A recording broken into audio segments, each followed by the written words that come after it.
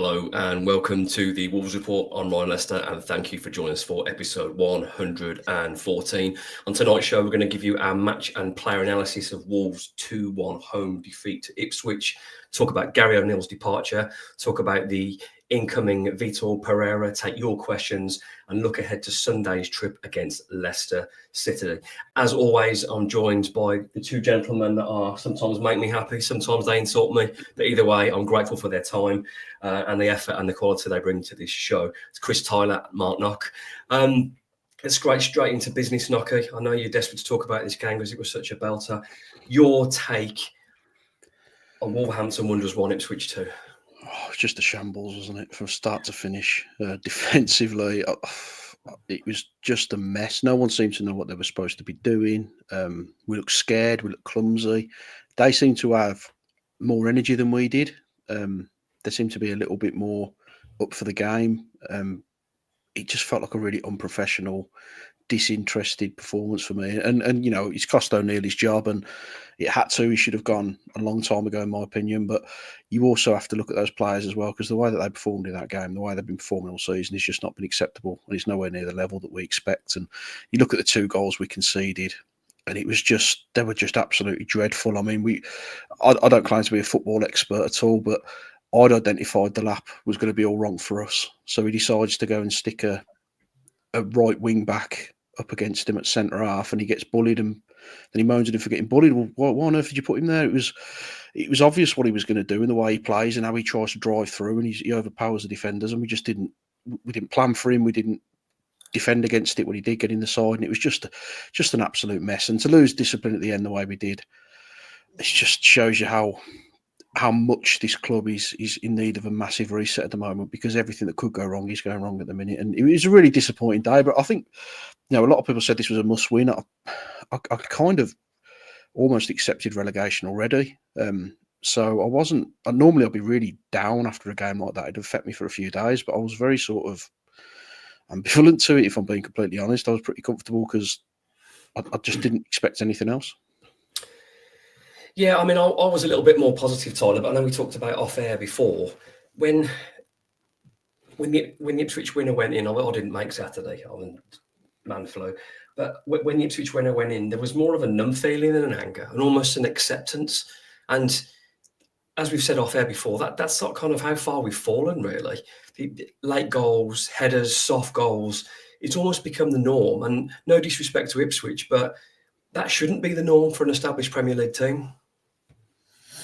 Yeah, but it's human nature, isn't it? You sort of adapt to the situation you're in. And we're in a situation where we lose a lot of football matches. And same as you, but I wasn't angry. I was just almost accepting of it, which is weird.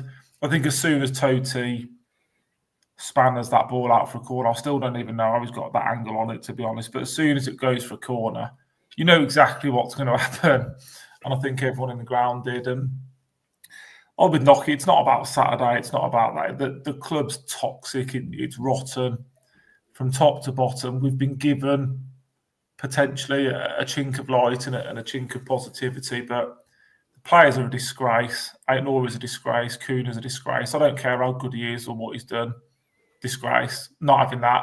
It's just unacceptable. Total lack of respect. And, you know, that's Aitnor, Kuna, Lamina, Jose Sarr, 4 of your senior players just been a disgrace for the last few weeks. And unfortunately, it falls on Gary, but that is his job, isn't it? His job as a man manager is to get the best out of the people that he's got working for him. That's the same with any man manager. And he hasn't been able to do it. He hasn't been able to shore up the defence. He's not sorted the set pieces out. He's not got a settled 11. He doesn't know his best team.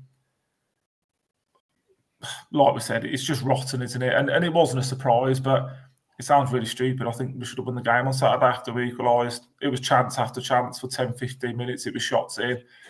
And to then lose the game, he's just summed it all up, didn't it, really? It just sums up where we are at the moment. When it never rains, it pours, does it, Knocky? And Tyler's right. I thought that Wolves weren't playing particularly well. Obviously, Ipswich took the lead and then were chasing. But I felt from the equaliser onwards, Wolves looked in full control, and it was wave after wave. And you thought with a little bit more quality and a little bit more composure, Wolves would have probably won that game, but they didn't. And they sort of then, with about 5 minutes to go, Ipswich sort of believed themselves they could go and get it. And then they had that one chance and get it. So, but again, it's a game of fine margins, but Ipswich probably didn't deserve to win. But we give them the opportunity to win, and they took it from our pathetic defending. Yeah, but you can't play well 15 minutes and think you deserve to win a football match, though. I mean, they had a couple of decent opportunities.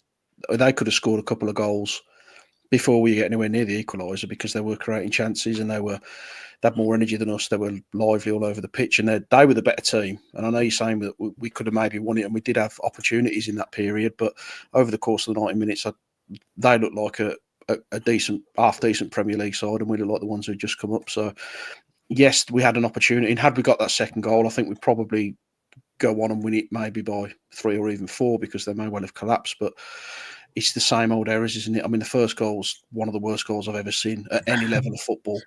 And then the second, to concede that header again. I mean, we spoke about it last week, didn't we? That how many times we've conceded that header at the far post with the man unmarked, and we've done it again. And it's just pitiful. And the lack of discipline at the end, as Tyler said, is an absolute disgrace. We know Cunha's a top draw footballer. He's got potential to go on from us and end up at, nudging world class. But you can't act like that because it's hurt us going forward now. He's going to be out for Leicester. He could be out for 3 or 4 games. And it just sums up the ill discipline and the lack of ideas at the club at the moment. When you've got your captain kicking off last week and then you've got Aït-Nouri kicking off this week. He could have been sent off earlier in the game because he raised the hand to an opponent. I was surprised he stayed on the pitch. And then, at the end of the game, your 2 players are flying in. You've lost 2 players for what is probably your only winnable game for the next 6 or 7 matches. So it's just poor across the board at the moment. And no, I'm glad that O'Neill's gone. But it's very, very easy for everyone just to think this is a golden ticket now and we're just going to turn things around. But those players have got to take some responsibility for this. There's got to be some accountability for these performances and the way they conduct themselves after the game because it's completely unacceptable. Yeah, I mean, we talked about this for a little while in terms of the players playing for the manager, and then it's gone backwards and forwards, but there doesn't seem to be much respect when you're conducting yourself like that now. Us 3 of all our different levels of temper and anger, and we get passionate and do you know what I mean? But at work, none of us will be losing our heads like that. And I understand it's a sport and that, but when you're an elite athlete paid an incredible amount of money, your job is part of the psychology. You've got to manage your emotions. You have to enter the games and manage your aggression during the game and be disciplined and stand up to adversity and be able to accept it. But multiple players throwing their toys out, I don't know if that's Gary O'Neill's fault. I don't know if we've signed a load of players with a weak mentality. But whatever it is, it's not only costing Wolves now, Tyler, it's embarrassing as well. Yeah, and that for me is the biggest job that the new guy's got in his hands. That those players are a disgrace. I count Semedo in that because there's no way you get bullied. Like, I know the lad's bigger than him, but come on, never in a million years. I include most of the squad in it. They hide, like I said, they were hiding. They didn't want the ball. They didn't want to know. And yes, we've just said Gary's in charge, but there should be a personal pride about how you go about doing things and who you represent. And like you said, the money you get paid and the privileged position that you're in. And the worst bit is that you see nothing in the game. You don't even see a bad tackle or, someone just giving them one, like, Nocky would call the old reducer. There's none of it. And then as soon as the game finishes, he's picking on one of the Ipswich staff. I mean, I think he deserves everything he gets, whether it's 3 games, 5 games, even more. He deserves everything he gets because I think it's disgusting. Aït-Nouri the same, was trying to get sent off from the first minute. And these are apparently 2 of our best players. So I think the first job for this manager is to come in and say, we'll see who's ready, who's going to get in the trenches with him for the next however many games we've got, and who doesn't want to know. And the ones that don't want to know can clear off, and I'd include Cunha in that category. Not interested. You either fight for him or you do one. It's just petulant, though, isn't it? The whole thing was petulant. I mean, it's been for a few weeks now. I mean, Sarr going into the South Bank, we spoke about that a few weeks ago, and then you had Lamina refusing to shake Bowen's hand, and then you end up with Cunha's going to get a ban because he pinched someone's glasses. I mean, it's like you're in a playground, isn't it? And then, you watch Aït-Nouri getting physically carried off the pitch by Dawson. It's just that's the closest Dawson's got to somebody in quite a while, isn't it? Yeah, true. But it's just so unprofessional. The situation we're in, to act like that, I don't know whether they're trying to put a show on, I don't know whether they're just really frustrated. But shake hands with the opposition, and if you want to get in the dressing room and have a bit of a dust up, go and do it there. But when you do it on a pitch like that, you put the club at risk because you're affecting the team selection going forward. It's so poor. I'm with Tyler. I'd love to see him kind of throw the book at all of them, because there should be some real serious repercussions for this, because it's put us in made a bad position even worse. It's just awful. Yeah, there's a real problem, and I mean, Aït-Nouri's been nowhere near producing the talent he's capable of this season. I think he's just been okay. Cunha has had a magic spell of 7 or 8 games. Last 4 games, nowhere to be seen at all. It's all right, son. You've got Totu to replace Aït-Nouri, and then you've got Hwang to replace Cunha. You will be all right, son. And this is the problem. I mean, they're all massive games. Going into Leicester, it's going to be hard. They're going to be looking at it and seeing it as an opportunity. But when you haven't got Aït-Nouri, who is a natural wing back, and when you haven't got Cunha, who is your top scorer and most dangerous player, all of a sudden Leicester are thinking, well, we've got a real chance here. And that's only down to Aït-Nouri and Cunha. And that is just, it's completely unacceptable. Now, I mean, there's a question on this later on, so I'll save it for them. I'm not going to say that now. I'll save it for them. But yeah, let's talk through the goals. We've got to, haven't we? Because that's what the report's there for. Let's get positive. That first, all right, Jeff. That first goal, I've watched it about 10 times, and I still don't. I feel like Toty was sort of doing a spin and hit Doherty and Nocky. What was that? It was like... But it shouldn't get that far. It shouldn't get to that point. It was such an embarrassing goal. Where'd you start with it? I mean, the Atoms were not playing the way they were supposed to be playing, were they? It was just a complete shambles. You stop the source, and then if you can't stop the source, out-muscle the defender, push him wide, do something with him, but to let him walk past you and do what he did, and then it shots in from there, isn't it? And you know, Toty heads it onto the back of Doherty, and it's in the net. It's Keystone Cops. It's just, I couldn't believe what I was watching, if I'm being honest, because you're expecting initially they're going to smash it in, they don't, and then when it comes out, you got bodies on your line, you're thinking we might be okay here, and for it to go in the way it did, it's just one of those things when you're in the situation we're in, everything like that goes against you. We had a similar one, didn't we? When it runs across the face of goal, it gets smash goalwards, and the deflection doesn't roll to us; it clears. So it's what happens when you're down the bottom. But just again, unprofessional. So many people not doing their job, and that's what puts us in the situation. So we spoke about it so many times, that how hard we have to work to score, and how easy it is to concede goals. And when you're in this position, you've got to make yourself hard to beat. That's your priorities. Don't concede stupid goals. Keep your shape, keep your discipline, and make the teams work for it. I can't remember the last goal we conceded where a team genuinely worked for it and had to work to run past the sort of intricate passing around us. I think Bournemouth's goal at home was probably the best goal we've conceded, but you can accept that because it was a very good goal. But that's the only one you've got to mind, though, isn't it? I mean, the rest. You're right. No, there aren't many. I know this sounds ridiculous for a team that's conceded so many goals, but I can't really remember many teams who are opening Wolves up again and again, and the keepers going left, right, and all over the place. It doesn't happen because we're so easy to score against, as you say. There's so many avoidable schoolboy Sunday League mistakes being made. I mean, that own goal was just an absolute joke, and it just seems to happen all the time. Like it's bizarre because I generally don't see teams carving us open all over the place. It doesn't really happen like that. We've got more own goals than league wins this season, which kind of sums up the situation we're in at the moment. Anyway, let's talk about the equaliser briefly. Surprise, Gonzalo Queds comes on. Tyler always seems to find, you said to me before, he always seems to find that little pocket of space. He gets in a position to shoot. He gets in position to receive.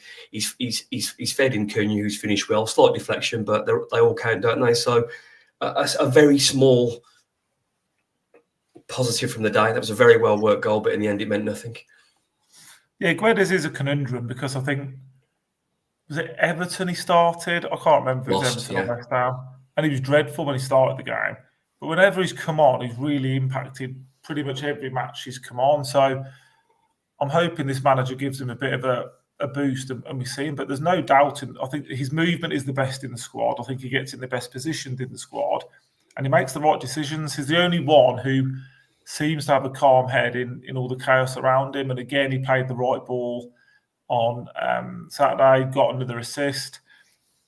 Hindsight's a wonderful thing, but if he's got that chance instead of Bellegarde, I think he takes it and you 1-1. Flabbergasted he didn't start the game. Dawson was fit. I'm flabbergasted he didn't start the game because, like Nocky said, he's no expert, but he came on here last week and said what Delap was going to do to us. So you just put a big tank on him, don't you? It's not rocket science, is it? But yeah, nice goals. Scored the finish. Obviously, Cooney was obviously just angry and annoyed, wasn't he, at the state of the game? So he didn't celebrate. And then I thought then we'd go on and win it, but as always, we find a way to lose it. Well, we should. I know people are saying that it was only a good 10 or 15 minute spell, but Wolves were in total control. And if you were looking from the outside in, there's only one team going to win that game. So Wolves have thrown it away, and it's unacceptable. Nocky, moving on to the almost predictable heartbreak. As Tyler said, I don't know how Totti has managed to clear that for a corner. I really don't know. We can talk about that in a minute, but I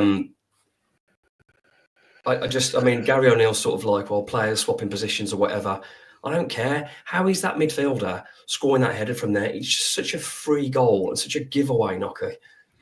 It was exactly the same header as John Stone scored, wasn't it? From pretty much the same position. And I think Tyler summed it up. How's the header gone out of play? How on earth has he headed it out for a corner like that? And you could see the fear around the players and in the stands because Totti's head goes straight into his hands because he knows exactly what he's done. You could feel it in the stands. You almost knew what was coming. And for it to be a replica of a goal we've probably conceded 6 times this season, and again, no one's picking up that space. They're all in their zonal areas, but they're marking the 6-yard box, but they're not marking anybody. They just stood there. And he doesn't do anything clever. It's not like he's ran in and got above the defender and powered it past the keeper. He's just stood still, jumped in the air and flicked it onwards. It's the most simple header he's ever going to score. And in a relegation fight the way we are, and you're giving goals like that away, you just don't give yourself a chance to get anything out of a game. So it was pathetic. It was a pitiful goal. I know there was a shout that could have potentially been offside, but there's nothing wrong with it as far as I'm concerned. It was just it was poor defending and a good header, and we've fallen apart again. Yeah, it's strange, isn't it? You saw the Max Kilman. I think the Max Kilman scored against West Ham and got disallowed for a player was it Chiwami stood in front of him? It didn't much different to that really, but either way, it's a goal. You have to do more yourself to win the game than be looking for excuses of why you've lost. Let's move on to the player ratings. We'll fly through them. Tyler, Sam Johnson. I must say, sorry, some of these comments have got me in stitches here, so I'm trying to keep a straight face. Totti's got a Minecraft head. Best one I've seen so far. All right. That's why I'm giggling, if you're wondering. I just thought I was enjoying what Nocky was saying. Sam Johnson didn't really do much, did he? Yeah, it's fine, wasn't it? I mean, it was a bit erratic for their first goal, but I don't think he could have done much more. He came out quickly, closed the angle. Couple of dodgy distributions, but again, I think we all agree all round his distribution's probably better than Sar's. Flapped at one, I think punched 1 or 2 when he could have easily caught them. He doesn't fill you with much confidence, does he? But he's not doing too much wrong, and he's at fault for neither of the goals. So 6 or 7, I suppose, if I had to give him a score. Yeah, I mean, I really. I don't think Adrian's right there. I don't think he's the long-term answer for our goalkeeping situation, but that's just my opinion. No, I don't think he is, but I do think Jose Sarr will be sold in January. And I'm happy to be proven wrong. I'm not really sure I believe that Jose Sarr's injured to be injured. The Liverpool keeper Kelleher, Leeds are linked to him. So if Leeds are linked to him, we should be sniffing around that, shouldn't we? He's a very good goalkeeper. Oh, he's very, very, very good. Yeah, he's unfortunate that he's a number 2. Very good. I'd be surprised if they let him go out on loan, though. Nocky, moving on to our back 3. Nelson Semedo, right centre-back. Totti Gomez, left centre-back. Santiago Bueno. Bearing in mind that Totti Gomez was supposed to be our best left-back. Bearing in mind Santiago Bueno is not strong enough for the Premier League. Bearing in mind Nelson Semedo is a full-back. That was our back 3. Nocky, talk us through our back 3. I thought they were all crap. Semedo out of position. He shouldn't have been in there. I don't know why he was, to be fair, but he's put him in there anyway. massive part in giving Was away the Dawson first goal. injured? He was on the Sorry, was bench. wasn't Dawson not fully fit, or was he just dropped? Because how he's not started a game against the Lap will blow my mind. Because if Craig Dawson can stop Erling Haaland turning and running, he can stop the Lap. Because what he wouldn't do is he wouldn't allow him turn to run. He'd be body tight, so it'd be a foul or he'd be bullying him. So I don't know why he wouldn't stop him. Like said, the manager's come out and told the whole world that Santi isn't physical enough, and he's playing against probably one of the most I can physical. think of is the most physical forward in the league. And like I said, Nocky called it last week. I just blows my mind. Sorry to interrupt. No, you're absolutely right. I mean, they should be studying. I don't study Ipswich, but I knew what the Lap was going to do to us. And you know that, like you said, you've got to put a big lump on him, and you've got to try and just muscle him out of the game. And we stuck a quick right wing back on him who's not physical at all. So it was a ridiculous decision. But I thought Semedo was out of position, cost us the goal. I thought Totti cost us the winner with a ridiculous header. And his distribution, everything he did was poor throughout the game. Distribution was terrible. I think Bueno's slow. I think his confidence has gone. Yeah, he's clumsy. I think all three of them are championship players at best. If you're going to play him in those positions, Semedo was a right wing back, no problem. But you can't play him as a centre half. So I'll give them all three across the board, and they're lucky to get that. Yeah, I have some sympathy with Nelson because he's not a centre back. He's not built like a centre back. No, he's not. But so why play him there then? I mean, what kind of manager when you're on the chopping block? You're going to go and think, I've got a great idea here to play against this big physical lump. He's watched him in the under-21s. He knew what he was going to do. I'll stick a right wing back on him. I mean, what kind of management's that to? I tell you what I'd have done, Knocker. In my last game, if I knew I was going, I'd have gone back to my old principles of pre-season. I'd have gone 4-2-3 run and thrown the lot at it and let all the attacking players play to their best and go out and say, this is what I'm trying to do. Win 4-3, lose 4-3, have a go. We didn't do that. We didn't lay a glove on Ipswich until we equalised, and it went out. And it was like a cowardly way to go out. Go for it, attack. Wolves have some really good firepower, but he didn't. Yeah, but anyway, back to. But that's exactly what I said last week, though, isn't it? I said go 4-2-3-1. If you're going to lose your job, go out on your sword, go out fighting, go out swinging. We had one shot on target up to the 56th minute against Ipswich Town, who were League One 2 years ago. 6 of that starting 11 Ipswich players were in League One with them 2 seasons ago. And they bullied us, they outran us, they worked harder than we did, and they dominated us for the majority of the game. So the whole thing was just wrong, wasn't it? But in terms of the back three, they were all absolutely pitiful. The one thing I would add on top of that are the things that you said in terms of Ipswich. The most important factor is they were more organised than us. They looked more disciplined. They were better in the shape. They were really good out of possession. Their measured press was good. They were just organised, and we couldn't really get near them. And Gary O'Neill became a massive, proper manager, a hugely distant second place in that game. We said that last week as well, didn't we? The teams above us have all got very good managers, and Ipswich haven't got very good players, but they've got a very good manager. Moving on to the centre midfield, Tyler, of Andre and Mario Lemina. Desperate, I thought. Well, really poor. He's gone now, so it doesn't matter. But how it took so long to get Doyle on. Andre's gone, hasn't he? There's something not right there. He's a shadow of the player he was. Lemina, I think we've probably touched upon in previous episodes. We don't need to go over him again. Probably similar to score to Nocky. It's a 3, isn't it? Yeah, I would say what was staggering to me, Tyler, was the difference in Wolves from that switch to 3 at the back to 4 at the back. It's like Wolves changed. They look free. Why did it take so long? You change that at half time, we might be having a different conversation now. Yeah, I thought Doyle's set pieces were absolutely dreadful. But apart from that, I think he had a very positive impact on the game, and he got the ball and he passed it forward. Things that are actually quite basic when you think about them, but things that Lemina and Andre weren't doing at all. He calmed us down. He got us playing. Like I said, his set pieces were woeful, but he's got to be knocking on the door for a start. He's got to be. Nocky, moving on to the wing-backs, Matt Doherty and Ryan Ait-Nouri. Dreadful.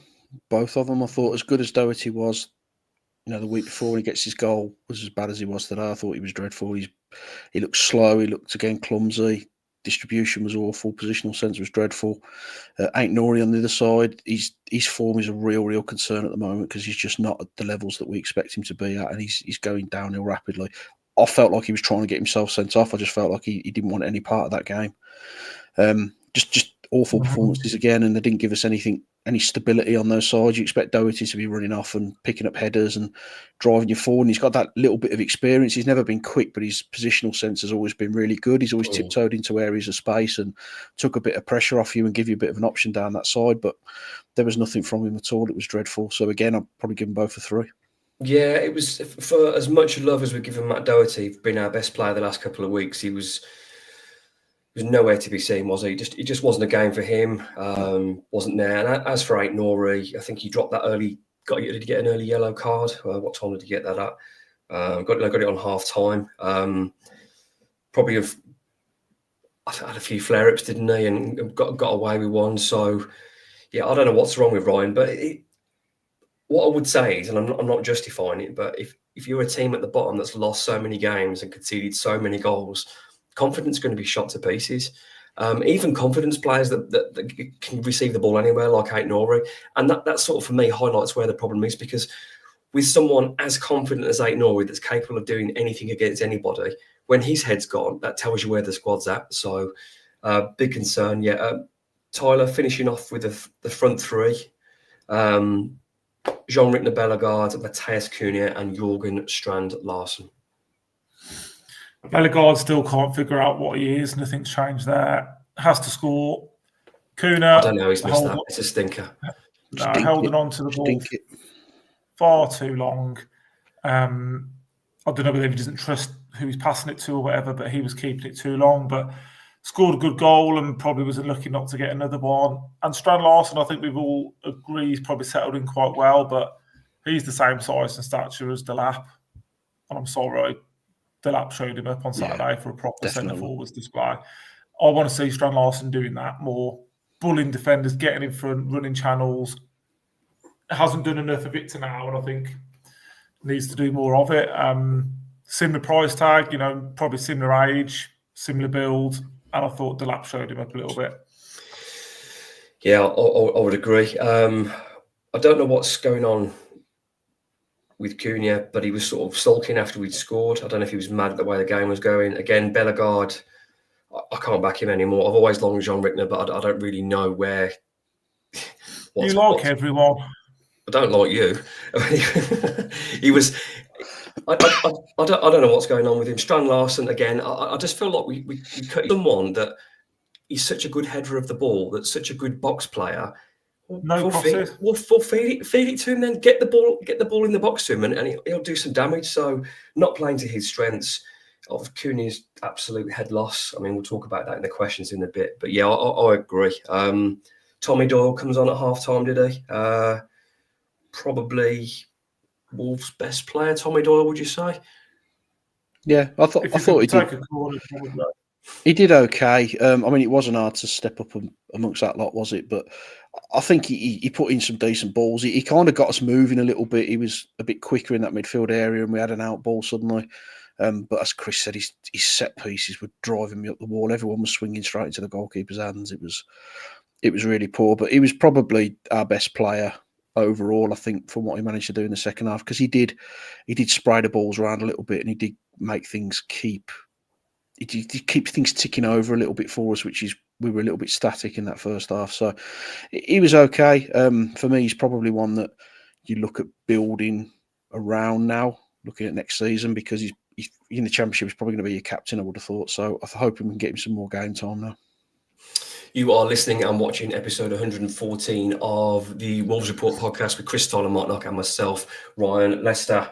Now, on Sunday, we had some news that a lot of people have been waiting for a while, and it was the departure of Gary O'Neill, leaving Wolves after an utterly dreadful run. 11 defeats in 16 this season, 7 defeats at 10 at the end of last season, losing 12 of 17 home games in 2024, conceding 16 goals from set plays so far this season, and overall conceded 40 goals from 16 games this season. Add on top of that an absolute head loss and a loss of discipline. It's incredible. It's gone on so long. Tyler. Best birthday present I had on Sunday. It's just too late. It's far too late. Should have happened weeks or months ago. Have we given ourselves too much of a mountain to climb? I did, Gully, yeah. I think we probably have. Who knows? This guy might come in, but McCarthy said he's not a magician himself, didn't he? And I think we're after similar sort of miracles, aren't we? He had to go. There was no excuse after Saturday's performance. Just a bit weird that we were told on Thursday, Friday that he's the man and they're going to back him in January, isn't it? So, well, this is it, Nocky. This again,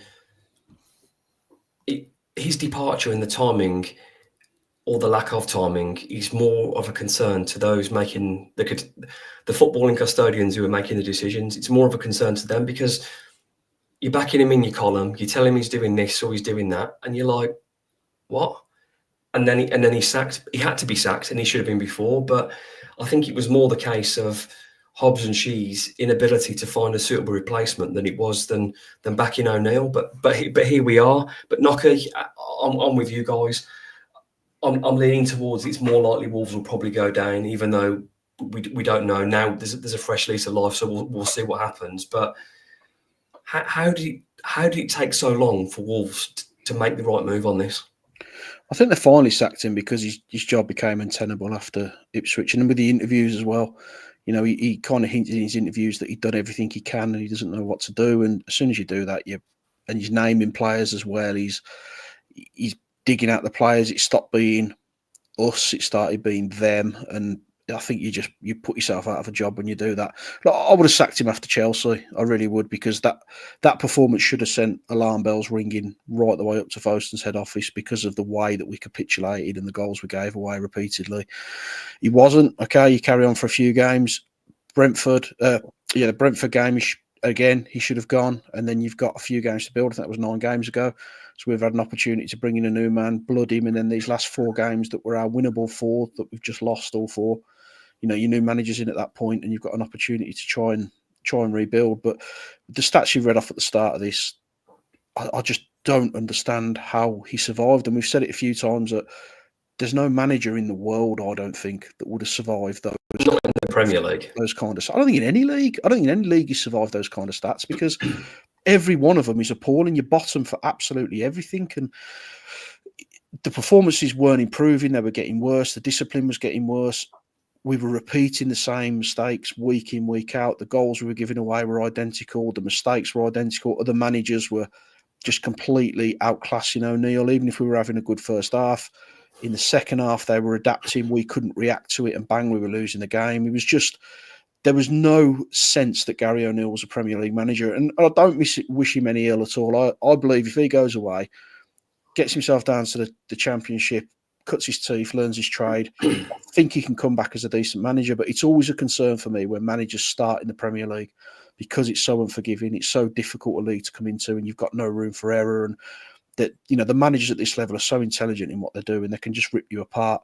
So when he's coming straight in at Bournemouth, and they got rid of him because they could see what we didn't see, we give him a chance, and then again we just stick with him even though it's not working. So I hope he comes back and does well, but the damage is done to us now. I feel like we've taken too many hits now to recover from this. I just think it's body blow after body blow, and there's a lot of things to fix, and your new manager doesn't come in and fix that overnight. You know, there's a lot of work to be done. There's a shambles, and you've also lost your best player for potentially 4 or 5 games. So for me, I think it's a rebuild already for next season, because I just don't believe in the coaching staff. Most of them are gone now.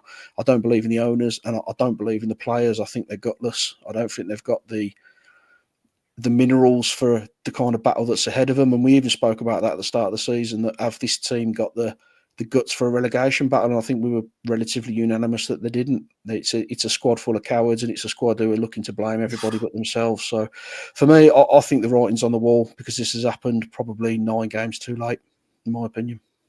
Hard stuff there from Nocky, but I'm not sure many people are disagreeing in the comments. Tyler, the one thing I always find disappointing, not just in football, with most things really, none of us like being wrong. But when you are, you've got to hold your hands up and take responsibility. And when people start pointing the finger at everybody else and making excuses, it's not a good look. But when you're leading the pack and making the decisions and the calls and picking the team, you have to take responsibility. And I feel like as the weeks have gone on now, the finger pointing to calling the players out, these are the squad, this is what I've got to work with. Yes, Gary, I completely understand that Jeff may have moved the goalposts and you wouldn't be the first manager who's done that to. But equally, you pick the team and you set up the set pieces training. So the lack of ownership from Gary the last few weeks, that makes me less sympathetic than I was before, because you're a very well paid Premier League manager. It's your job to organise, set up. Granted, you can't make them do exactly to the millimetre, but you've got to own it and take responsibility. It was almost like, I know I'm leaving, so I'm just going to push it away to the players, to the board. It's everyone else's fault, not mine. Just making sure I'm okay for my next job. That's how it felt to me. Well, yeah, and that's why me and I think Nocky never really warmed to him, because I always thought he had that arrogance about him. He's very quick to say how he's made Kuna the player he is, but he's not quick to say the fact we've got the worst defence in the league and he can't get set up from a corner. So he was picking and choosing what he wanted to back himself with, and he may well have made Kuna a better player.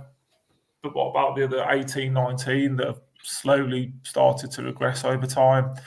And I think he just always had that arrogance about him, which I suggest you probably need at that level, or to get right to the top. I'm sure you do, but Knock is right. As soon as you're throwing people under the bus, it becomes untenable. And he was throwing the players, Hobbs, Shea, and once you start talking about your seniors like that, again, it doesn't really matter what industry you're in. It's only going to end one way. But I think the only negative is like Nocky said, it's just taken too long, unfortunately. I think if this was done probably even 3 or 4 games ago, I think we'd have a hell of a chance. But I think it's just a bit too far. Yeah, without a big January, which I doubt it, and more luck than we've had and more quality, it's going to be... I mean, Wolves certainly aren't out of it, but it's more likely they will go than they won't now, which is... I can't believe I'm saying... Against what I normally think, I think they will back this guy in January. I would suggest that some players are coming in, because this guy, you could argue he's got nothing to lose, because most people think we're down already, but he could quickly become a hero, couldn't he, if he keeps Wolves up. And I think he'd have done his due diligence to look at our squad and our team. And I think, although I'm going on back on what I normally say about folks, I'd be flabbergasted if there weren't quite a few new arrivals coming in. That concludes this section on Gary O'Neill. Beat Man City, that was nice. Went away at Chelsea, that was nice. Went away at Spurs, beat Albion. Otherwise, I've not really got a lot to shout about, but good luck for the future, guys. Anyway, we move on. Vítor Pereira, I don't think it's official yet, but I think it's as good as done. Vítor Pereira, 56-year-old Portuguese, going back to our roots. We love a Portuguese manager. Set to take over at Man U. Started his career at Porto, won 2 league titles, a couple of cups. Also managed various clubs around Europe. I think he's managed Fenerbahce, Olympiacos. I think he got a trophy at Olympiacos. Most recently, Al Shabab. I think he went to South America. He's had a bit of a flaky few years to his career. It's nowhere near as glamorous as it was at the start, but he's a well-travelled guy, and you don't win multiple league titles if you are some absolute chancer. So, Nocky, your take on Wolves appointing Vítor Pereira as the new head coach? I mean, his record's not too bad. He doesn't seem to stay anywhere, though. I don't want to say it, but he stinks a bit of Walter Zenga for me, the way he's in and out of jobs. But he's won some trophies. I think he went, was it 2 years unbeaten? So there's clearly a bit of a football brain there. I'll take a bit of that. I think what I'm probably more excited about, instead of excited is the right word, but if there was something I was putting all my hopes on, is that it feels like we might be getting back into bed with Mendes. And if you're going to survive and if you're going to stay in this division, you need somebody like him. So if we get him on side and we can bring in a few players and we can do some of those dodgy deals, then maybe you've got half a chance. But as I said earlier, I think it's too late. I think we've waited far too long for this, and it's an 18-month deal. I expect him to be gone after 6 months. I think at the end of the season he'll walk. But I mean, I want to be wrong. I'm desperate to be wrong because I think that, I want this club to be in the Premier League. I want us to be at the highest level we can possibly be. But we've been circling the drain for so long now, and this was almost felt inevitable that we were going to be in this situation. And Tyler might be right. We might go and throw a bit of money at it and bring in a couple of centre halves and attacking midfielder and strengthening a few other areas, and maybe we give ourselves a chance. But it's just such a big job. We've taken so much damage.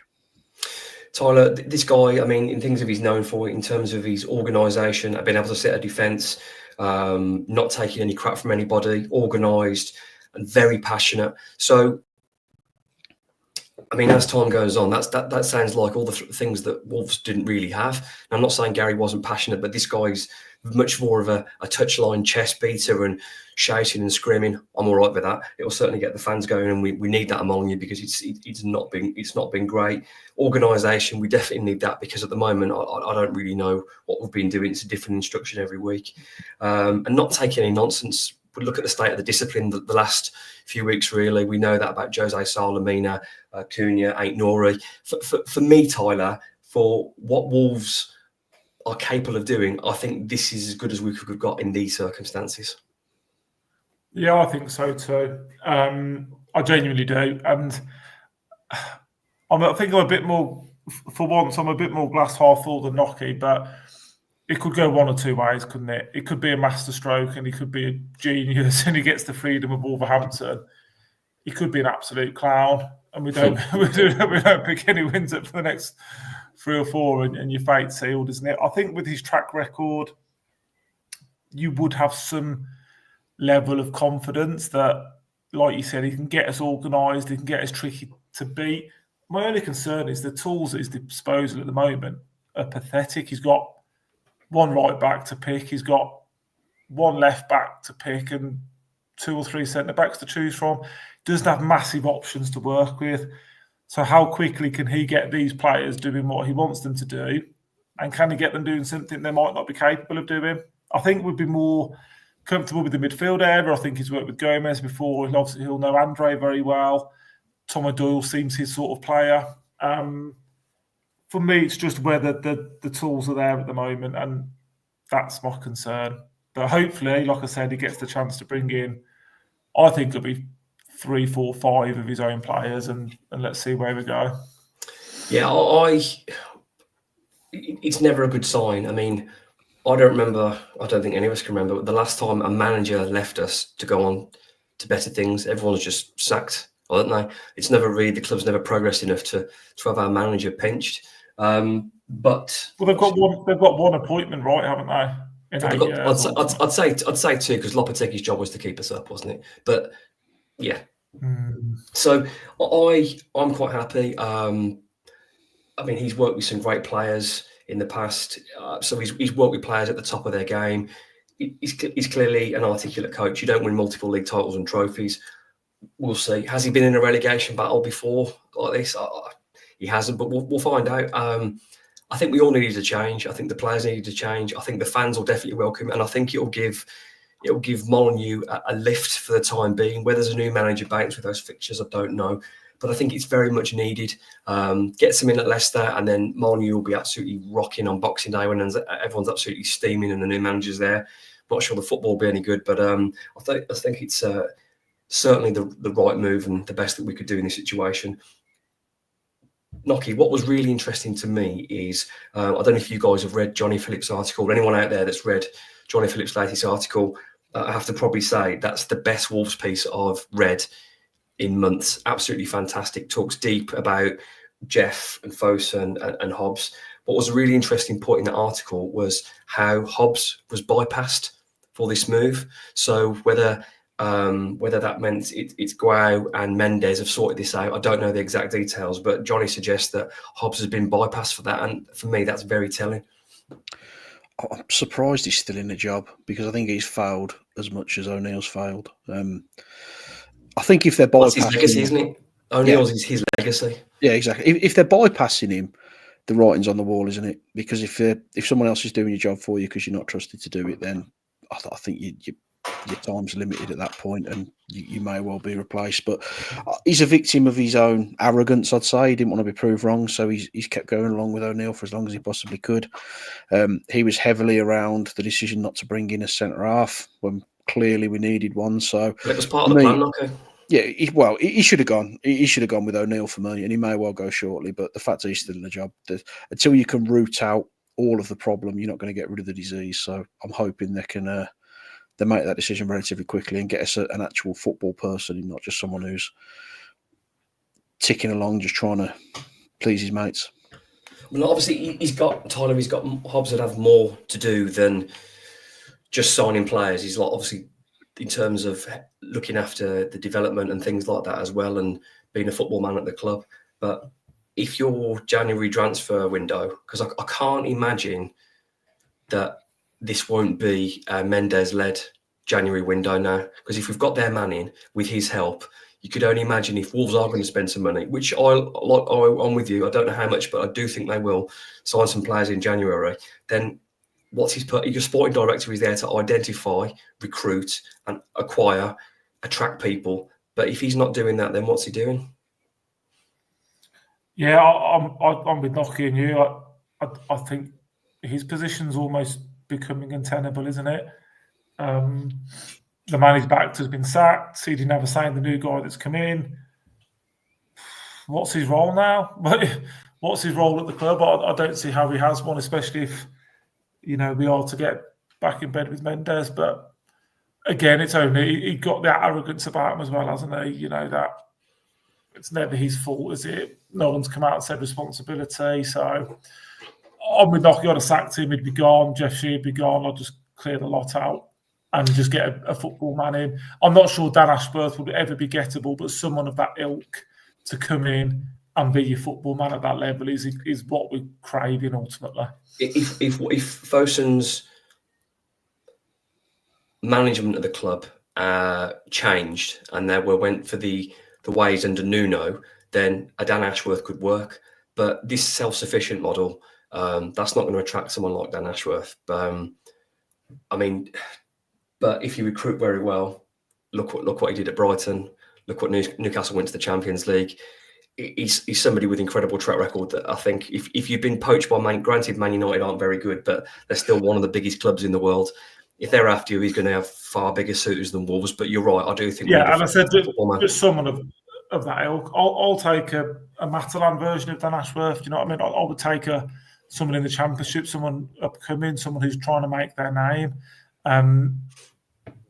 Hobbs, for me, doesn't have any likeable characteristics, unfortunately, and I don't think he's very good at his job. So, yeah, I think just to add some balance to that, it's only fair.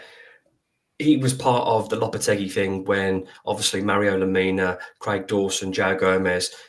We have to give him the nod for that. Granted, I don't think he's done much. Now, aren't they? No. Gomez now is only the one that is an asset from. True. But what you said about being self-sustainable. Yeah, Lemina will go for peanuts. Dawson will probably go for nothing. Sarabia's going to be sold for nothing. So yes, you're right, but he hasn't done it to the model that the club are meant to be going. No, you're right, but a nod to those players coming in, that they're part of the reason that Wolves stayed in the Premier League. So it's not all bad. He did that, and then João Gomez is probably going to have at least doubled in his value. So there has been something, but since then, I'd say other really than Strand Larsen, what have we really seen?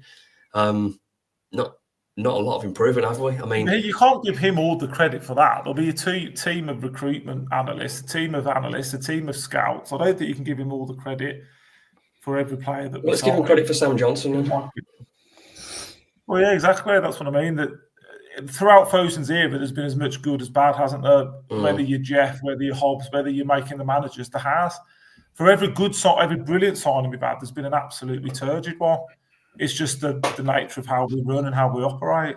I'm sure on one of the interviews as well, didn't someone say in terms of having a game of golf with Sam Johnson's agent and then we signed him? I mean, come on, guys. That's not how a Premier League club does business, surely. But anyway, he's very arrogant, though, isn't he? I mean, we never recovered from Laurie Dalrymple leaving because Laurie was very much communication with the fans. He was out and about. You got to know him. He had a bit of a calm demeanour about him.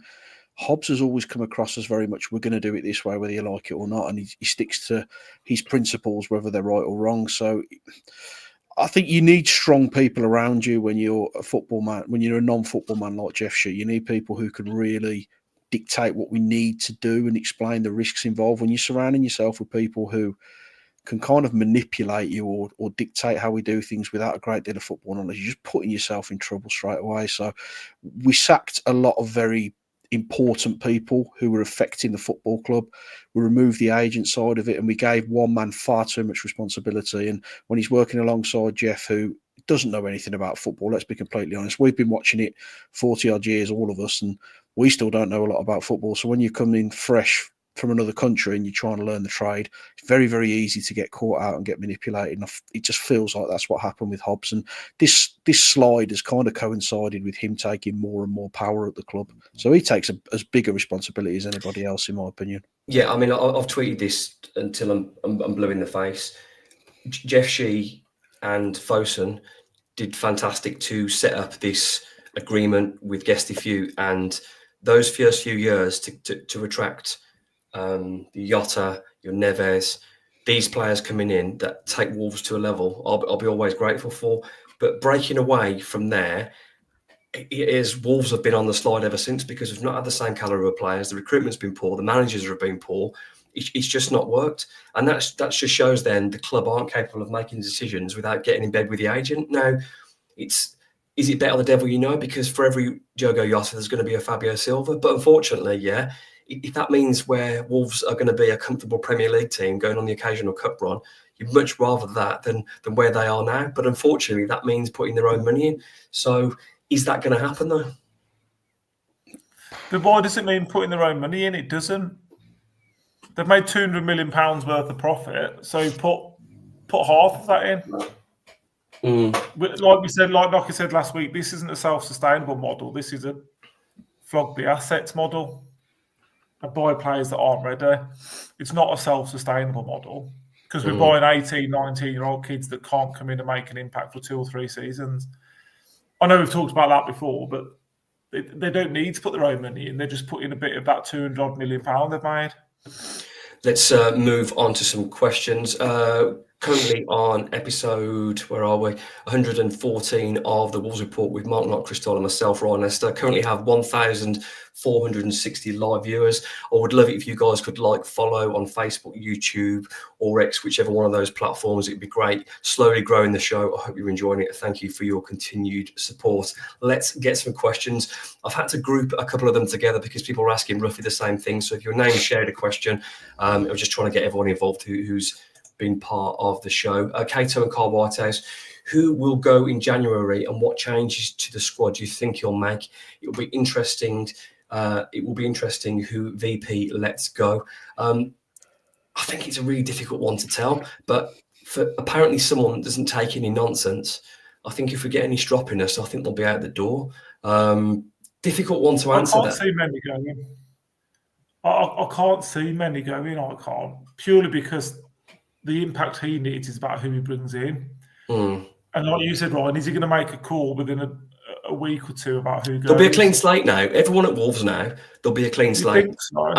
But I like that. See back in, you might but that's good because now you've got a whole group of players that now he'll come in and go, lads, I'm going to watch you at training. No one's guaranteed a position. It's a clean slate for everybody. You're all playing for the shirt. You're going to get a buzzing training session then, as opposed to now Tommy Doyle for the last 2 months. Doesn't matter what he does, he doesn't start. Now, all these players who are on the edge, they've got a chance, will be buzzing. And I really think that kickstarts the training, which is better for the club. I think Sar's probably the only one that you could maybe be confident about. But this guy might come in tomorrow morning and be like, Sam Johnston's crap. Jose Sar's my number one goalkeeper. You just don't know. And like you said, it's difficult to answer it, but I can't see too many players leaving because you never know who you might need and when. Yeah, we're probably going to have to generate funds, though, aren't we? We're probably going to have to at least clear the wages off. So I think Sarr will go. I think Sarabia will go.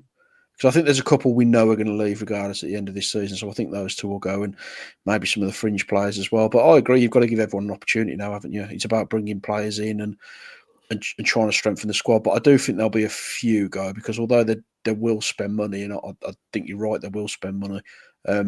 They're going to try and bring some of that back in by offsetting it against saleable assets, I think. Yeah, I don't think there'll be any big sales this January, but I do think we'll see. I think we'll see a few in the summer. I think Ait-Nouri will probably done his time now. I think Cunha will probably be gone in the summer as well. But Cato, Carl, thanks for being part of the show. Paul moves on with, we will probably lose Cunha to a match ban after the Ipswich game, possibly 3 or 4 matches, and Ryan Ait-Nouri as well. I know the passion runs high, but this hasn't helped our cause. Nocky, now, I would hate to think people were losing their temper just before Christmas to have a few games off, because if that was happening at my football club, I would be absolutely raging. Now, I'm not accusing any of them of that, and I hope they're better professionals than that. I really hope that is the case. But if that was the case, that is utterly unacceptable, disgusting behaviour. I don't think that's the case. I mean, Ait-Nouri perhaps, because he just seemed to not want to be on the pitch, but I don't think Cunha's that kind of player. I think it was just a bit of a display of the situation the club's currently in and the lack of discipline and the mess it is. It's ridiculous that he's got himself in that position, especially for, you know, an incident after the whistle's blown where you pinch someone's glasses. It just makes absolutely no sense to get yourself sent off for that. It's just funny when you say it like that. It is, but I mean, he elbows someone on the back of the head, doesn't he? And you what are you trying to accomplish? I just no idea what he's trying to do. So it hasn't helped us. It puts us in an even worse position. Well, he's more than let himself down. He's let us down because he's our best attacking player, and he's the difference between, in a crappy 0-0, when he picks the ball up, he's someone that can win the game for you. And now he's going to be missing for a few games. Yeah, it's not professional. It's not what I expect from a team that's fighting for their lives, to put yourself in a position where you make the next game even harder. So it's stupid, and you should have the book thrown at him from our perspective. But I mean, you're talking a minimum of 3 games. I think it's probably going to be more than that. So the impact is going to be massive for us when we lost the only match winner we've got in the squad for me. So yeah, disappointing. Luckily, January is not too far away. Paul, thank you as always for being part of the show. Tyler, Stu Walker and Kev Taylor said, is this the end of Hobbs with Mendes at the forefront again? Great question. Yeah, and I think we probably covered it. I'm a bit with Nocky. I think his position has become untenable in the fact that you don't need both of them, do you? And I think it'll be Mendes pulling the strings in January. I think he'll be involved in a lot of our sales in the summer. So I'd like to think so, but nothing with this football club surprises me. But I don't see how he works alongside Mendes. So what's he doing? Yeah, absolutely. Stu, Kev, thank you very much. Light-hearted question here, boys. Paul, did Tyler and Nocky sleep well on Sunday night knowing Gary O'Neill had gone? Be truthful now, gentlemen. I was, but Nocky snoring kept me up for a bit. So. Why don't I get invited to the sleepovers? I'm glad he's gone, but It's too late. It's too late. So yeah, I mean, it was the right decision at the wrong time, unfortunately. Thank you, Paul. Jeremy asks, which players are going to be in favour and which are going to be sidelined? Again, I think that's a really hard. It's a really hard one to answer. As mentioned before, it'll be interesting. Yeah, it'll be interesting. I think we'll see, because there has been some clear favouritism, and I know with certain players that have just not had a look in whatsoever. We've seen. Rodrigo Gomez was probably Wolves' best player pre-season, scoring goals at the far post, volleys, taking people on. Nowhere to be seen.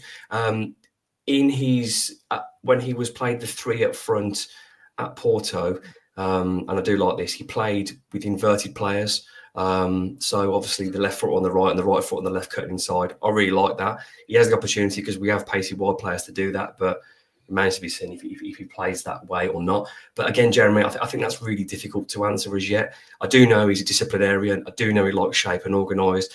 And one of the things I really liked, he said football's all about intelligence and being able to understand where I want you, what I need you to do. So if anyone's not listening or not got the football brain, they're not going to be in the side. So I do think we may see some changes on there. Anyone want to add to that? No, I don't know what to expect, to be honest, because I don't know he's seen things at Porto, but it's a completely different group of players, isn't it? So I feel like a Tommy Doyle's going to get more minutes under him because he's got that sort of flair that you'd want in the continent, moving the ball around. So I think he may get an opportunity. Some of them are still going to pick themselves, aren't they? Cunha's going to play. Ain't always going to play at left back. Semedo's going to play. So, Nelson. Strand Larsen. So you probably 6 of them are going to walk into the team. So I do think there'll be some surprises, though. But defensively, there's not a lot we can do there, is there? We've got realistically 3 centre halves, so that's not going to change. Goalkeeping wise, if Sarr don't want to be here, that's not going to change. You're going to keep Johnston. So you may be down to 4 players that he can rotate. So how much of an impact can you make until you've got the players in January? So yeah, everyone will get an opportunity, but there's still at least 6 players have to start every week. Looking on the other side of things, thank you, by the way, for your question, Jeremy. Michael Brown says, do you agree we need 2 centre-backs and another wide forward, and these players need to be bona fide starters and not squad filler quality-wise? Yeah, I don't see the point in signing any player in January, unless it's a youth player, some exciting 16, 17-year-old, that's fine. But first-team players have to be players that improve the 11, because what's the point? We're lacking on quality. That wide right position up front, considering we've got so many wingers, he's been playing Bellegarde. There's not enough coming down that side of the pitch. We need, I'd say, unless he's going to start one of those there. And as for the centre-backs, will Dawson get a look in again? I don't know. Will Totti be still classed as a centre-back? I don't know. But I think we mentioned it from the very start of pre-season. And I think even Gary was probably not told, but it was suggested that he will get a replacement for Max Kilman. And he didn't, and we're still waiting on that centre-back now. So the bare minimum for me is a centre-back and 1 first-team ready wide forward. Do we get 2 centre-backs? I don't see Wolves doing that, but I'd be delighted to be wrong. Tyler? I think we need 5 or 6 players. You boys have agreed on 5 or 6 that start, and I think we need to recruit the other 5 or 6 because I don't think they're good enough. Centre halves are a must. Wide forwards are a must. I think somebody that can unlock. We haven't had and I know we split opinion, but like a Podence type who can just sort of get on the ball and unlock something. Isn't Podence playing for this manager now? Yeah, we haven't had getting back. There's a Matinho type that can just control the game and manage the ball and recycle it and look after it. I genuinely think we need 5. If we want to stay in the league, I think we need 5 or 6 new players that come straight in and make an impact. Like what happened, like you said about J-Lo, was it 5, 6 that you signed? I think it was, 5. Had an impact. We're in a worse situation now. So he's got no pre-season whatsoever. We haven't got the World Cup break. Exactly that. Yeah, there's some great questions. Thank you for your contributions. Always getting to the end of the show now. Sunday afternoon, Wolverhampton Wanderers go to Leicester City. The 2 gentlemen here, I know, very much looking forward to their packed luncheon trip.